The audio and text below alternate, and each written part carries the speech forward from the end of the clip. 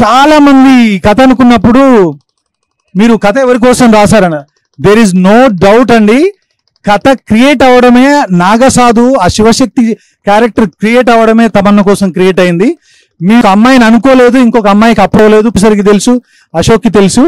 కథ అనుకున్నప్పుడు చాలా మందికి ఏంటంటే మీ సినిమాల్లో వానపాటలు ఉన్నాయి, చూపులతో దీపాల, జ్వాలారెడ్డి ఇలాంటి పాటలు చేస్తుంది కదా, ఇది ఒక శివశక్తి. తెలంగాణలో మీ అందరికి తెలిసిందే శివశక్తులు అనేది ఎంత ఫేమస్, వాళ్ళు శివుడి శక్తులుగా, శివ గణాలుగా ఎంత ప్రాచుర్యం పొందారో మీ అందరికి తెలుసు. అలాంటి క్యారెక్టర్ స్క్రీన్ మీద పండించాలంటే actors need lot of experience. అలాంటి ఎక్స్పీరియన్స్ ఉందా తనకి?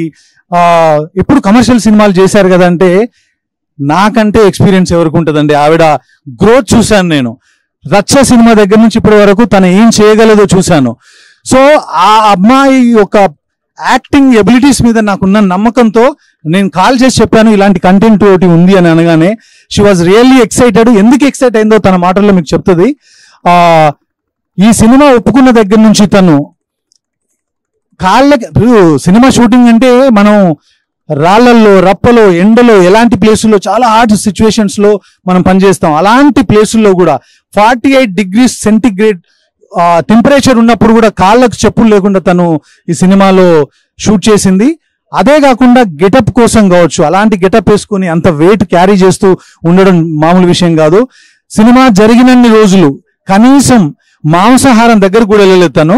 సో అంత డెడికేటెడ్ గా, అంత భక్తురాలిగా క్యారెక్టర్ ని ఓన్ చేసుకుని తను ఇలా చేయడం నిజంగా I'm really proud of you Tamannaah. అసలు నేను ఎక్స్పెక్ట్ చేయలేదు. సో నేనే ఓ క్రియేటర్ ఎక్స్పెక్ట్ చేయడంత మెస్మరైజ్ చేసింది తను నన్ను. సో తప్పకుండా మనం అమ్మోరు సినిమా చూసినప్పుడు సౌందర్య గారిని ఎంత అడ్మైర్ చేశామో, తర్వాత అరుంధతి సినిమా చూసినప్పుడు అనుష్క గారిని ఎంత అడ్మైర్ చేశామో, రమ్యకృష్ణ గారు ఒక దేవత క్యారెక్టర్ చేస్తే ఆవిడ కళ్ళకు కానీ, ఆవిడ గ్రేస్కి కానీ, ఆవిడ పర్ఫార్మెన్స్కి కానీ మనం ఎంత ఇష్టపడతామో అంతే ఇష్టంగా ఈ సినిమా తర్వాత తమన్నా ప్రేక్షకుల దగ్గర అవ్వాలని, వాళ్ళ హృదయాలను చేరుకోవాలని మనస్ఫూర్తిగా ఆ కాశీ విశ్వనాథుని నేను కోరుకుంటున్నాను, వేడుకుంటున్నాను. అది తథ్యం తప్పకుండా జరుగుతుంది. It will definitely happen.